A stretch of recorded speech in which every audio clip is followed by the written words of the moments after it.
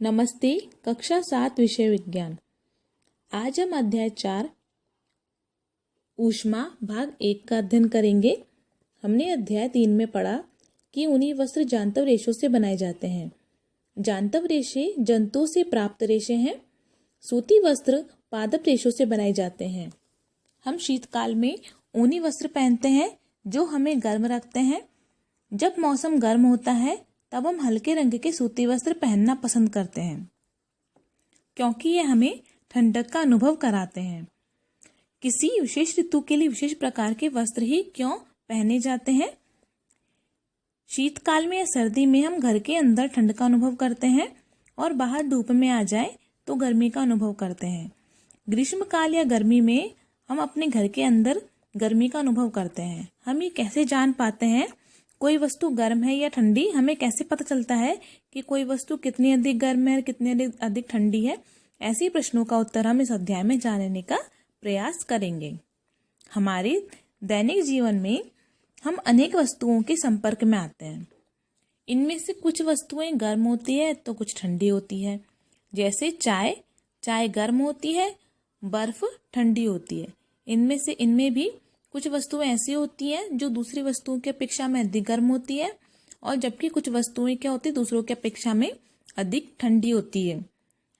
हम इन वस्तुओं का पता कैसे लगाते हैं? हम इन वस्तुओं को छूकर स्पर्श करके पता लगाते हैं। ऐसे ही कुछ वस्तुएं सारणी में दी गई हैं जिनको हम देखते हैं कि ठंडी है या गर्म।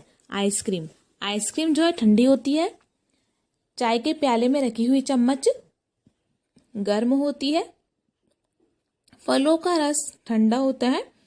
तलने के लिए उपयुक्त किसी बर्तन की हत्ती, जो हम तलने में सब्जी बनाने में जो चम्मच काम में लेते हैं, उसकी हत्ती जो है उसको जहाँ से आप पकड़ते हो वो क्या होती है? गर्म होती है। ऐसी ही अनेक चीजें होती हैं जो गर्म व ठंडी होती है जिसे हम स्पर्श करके हम पता लगा सकते हैं। लेकिन क्या ये स्पर्श करके हम सभी चीजों को पता कर सकते हैं कि गर्म या ठंडी? ऐसे ही एक गतिविधि देखते हैं। आइए, गतिविधि 1, 3 पात्र लेंगे, ठीक है। इनमें A, B, C तीनों के नाम अंकित करेंगे। A में ठंडा पानी, B में गर्म पानी और कुछ ठंडा और कुछ गर्म पानी दोनों मिक्स करके पात्र C में डालेंगे। अब अपने बाएं हाथ को पात्र A में, दाहिने हाथ को पात्र B में रखेंगे। दोनों हाथों को कुछ समय पात्र A में और B में रखने के बाद, जैसा आपको चित्र में दिख रहा है, पात्र A व B में दोनों हाथों को रखने के बाद कुछ समय बाद हाथों को निकालकर पात्र C में रखेंगे जिसमें ठंडा और गर्म पानी दोनों मिक्स था। अब आपको ऐसा अनुभव होता है कि जो गर्म हाथ पहले वाले पात्र में था, अब इसमें आने के बाद उसे ठंडा अनुभव होता है और जो ठंडा था उसे गर्म अनुभव होता है। यानी कि आपके दोनों हाथों को पानी का जो स्पर्श है वो अलग अलग अनुभव होता है। यानी कि आप कुछ वस्तुओं को केवल स्पर्श करने के आधार पर नहीं बता सकते कि वह गर्म है या ठंडी। फिर हम कैसे ज्ञात करते हैं कि कोई वस्तु वास्तव में कितनी गर्म है या फिर वास्तव में कितनी ठंडी है? इसके लिए हम किसी विशेष युक्ति का उपयोग कर ज्ञात करते हैं कि वस्तु कितनी ठंडी है और कितनी गर्म है। किसी वस्तु की उष्णता या गर्मी की विश्वसनीय माप उसके ताप से की जाती है। ताप मापने के लिए उपयोग में ली जाने वाली युक्ति को तापमापी या थर्मामीटर कहते हैं। यानी थर्मामीटर की सहायता से आप किसी भी वस्तु का ताप आसानी से माप सकते हैं। यानी ताप मापने के लिए उपयोग में ली जाने वाली जिस युक्ति का यूज किया जाता है उसे थर्मामीटर कहा जाता है। थर्मामीटर भी विभिन्न प्रकार की होती है। उनमें से डॉक्टरी थर्मामीटर किसे कहते हैं? डॉक्टरी थर्मामीटर, यदि आप कभी बीमार हुए हो या परिवार में कोई सदस्य बीमार हुआ हो तो वो डॉक्टर के पास जाता है। डॉक्टर क्या करता है? सबसे पहले थर्मामीटर से उसका ताप को मापता है। जिस तापमापी से हम अपने शरीर के ताप को मापते हैं उसे डॉक्टरी थर्मामीटर कहते हैं। डॉक्टरी थर्मामीटर कैसी होती है? यह एक लंबी, बारीक तथा एक समान व्यास की कांच की नली होती है। जैसा कि आपको चित्र में दिख रहा है, ये लंबी, बारीक तथा एक समान व्यास की कांच की नली है। इसके एक सिरे पर एक बल्ब होता है और बल्ब में पारा भरा होता है। बल्ब की बाहर नली में पारे की एक पतली चमकीली धारी देखी जा सकती है। इसको आप आसानी से देख सकते हो। और जो बल्ब होता है, इसके बल्ब में जो पारा भरा होता है, इसके पास ही एक विभंग या किंक दिखाई देता है। ये क्या काम करता है? यह पारे के तल को अपने आप नीचे गिरने से रोकता है। यानी जब आप तापमान लेते हैं तो ये अपने आप नीचे नहीं गिरता है। थर्मामीटर पर ताप मापने का मापक्रम स्केल भी दिखाई देता है। उपयोग किए जाने वाला यह मापक्रम सेल्सियस स्केल है, जिसे डिग्री सी द्वारा दर्शाते हैं। डॉक्टरी थर्मामीटर से हम 35 डिग्री सेल्सियस से 42 डिग्री सेल्सियस तक के ताप ही माप सकते हैं। यानी जो डॉक्टरी थर्मामीटर होती है, इसकी रेंज जो है 35 डिग्री सेल्सियस से 42 डिग्री सेल्सियस तक ही होती है। अब थर्मामीटर का उपयोग कैसे करते हैं? थर्मामीटर को उपयोग से पहले थर्मामीटर को अच्छी तरह से धो लेना चाहिए। और धोने के लिए हमें जिस घोल का उपयोग करना चाहिए वो एंटीसेप्टिक घोल होता है। एंटीसेप्टिक घोल की सहायता से हम इसे धो सकते हैं। और यूज में लेने से पहले इसे झटका देना चाहिए, ताकि पारे का तल नीचे आ जाए, और इसे कसकर पकड़ना चाहिए।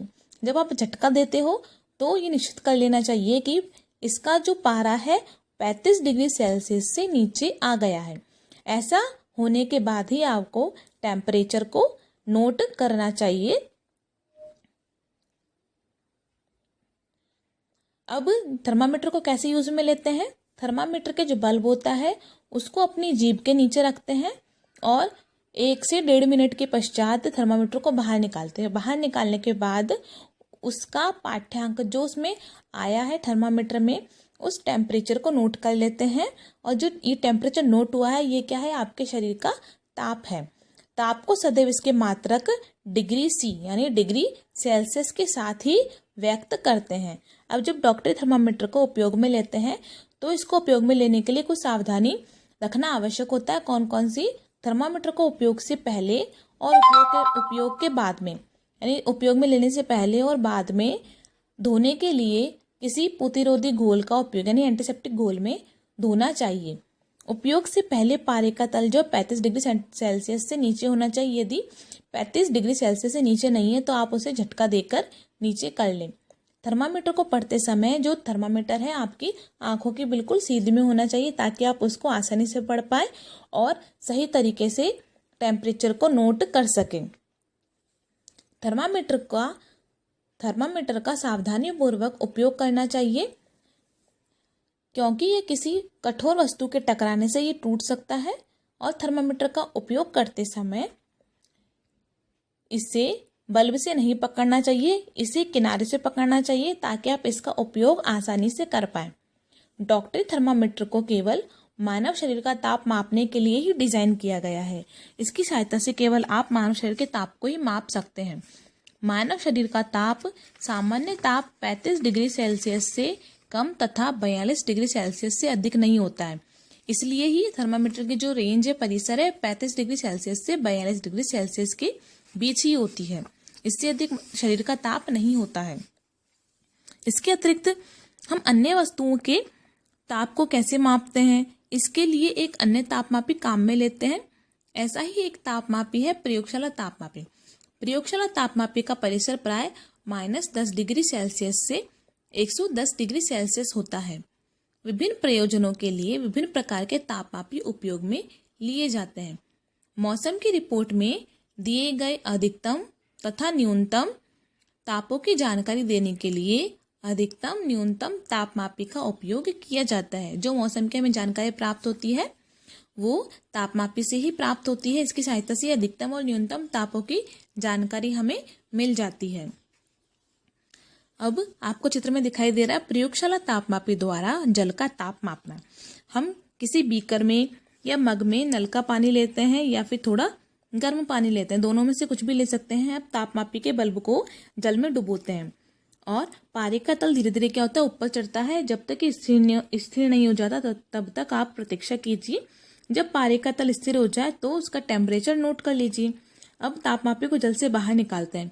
अब बाहर निकालते ही क्या होता है, इसका पारा गिरने लगता है। इसलिए इसका टेम्परेचर कब नोट किया जाता है, जब ये पानी के अंदर ही स्थिर होता है। प्रयोगशाला तापमापी द्वारा ताप का पाठ्यांक तभी नोट करना चाहिए जब उसका बल्ब पानी या उस वस्तु में रखा है जिसका ताप आपको मापना है। अब जो डॉक्टरी थर्मामीटर है उसको मुंह से बाहर निकालकर उसका टेम्परेचर नोट करते हैं, क्योंकि वो तभी स्थिर हो जाता है। लेकिन प्रयोगशाला तापमापी क्या बाहर निकालने के पश्चात उसका पारा गिर जाता है, इसलिए उसके अंदर ही उसे नोट करना चाहिए। अब प्रयोगशाला तापमापी का उपयोग करते समय हमें कौन कौन सी सावधानी रखनी चाहिए? पहली, तापमापी को सीधा रखना चाहिए, उसे तिरछा नहीं रखना चाहिए। दूसरी, तापमापी का बल्ब चारों ओर से उस पदार्थ से घिरा होना चाहिए जिसका ताप मापना है। बल्ब जो है बर्तन की दीवारों को नहीं छूना चाहिए या फिर बर्तन की तली को भी नहीं छूना चाहिए। केवल उसी पदार्थ में होना चाहिए जिसका आपको ताप मापना है। अब तापमापी में पारे के प्रयोग के विषय में अनेक चिंता है। क्यों? क्योंकि पारा जो होता है एक विषाक्त पदार्थ होता है। इसके यदि तापमापी टूट जाती है तो क्या होता है, इसका निपटान कठिन हो जाता है। यानी कि जो पारा है वो हानिकारक होता है, जो हमारे शरीर में चला जाए तो हमें नुकसान हो सकता है। इसलिए इसके ऐसा ना हो, इसके लिए आजकल क्या अंकीय तापमापी का उपयोग किया जाता है, यानी डिजिटल तापमापी का उपयोग करते हैं। इसमें क्या होता है, डिजिटल थर्मामीटर में पारा नहीं होता है और डिजिटल थर्मामीटर से ताप को भी आसानी से मापा जा सकता है। जैसा आपको चित्र में दिख रहा है, डिजिटल थर्मामीटर है, इसकी सहायता से आप आसानी से ताप को माप सकते हो। ऊष्मा का स्थानांतरण क्या है, कैसे होता है, देखते हैं।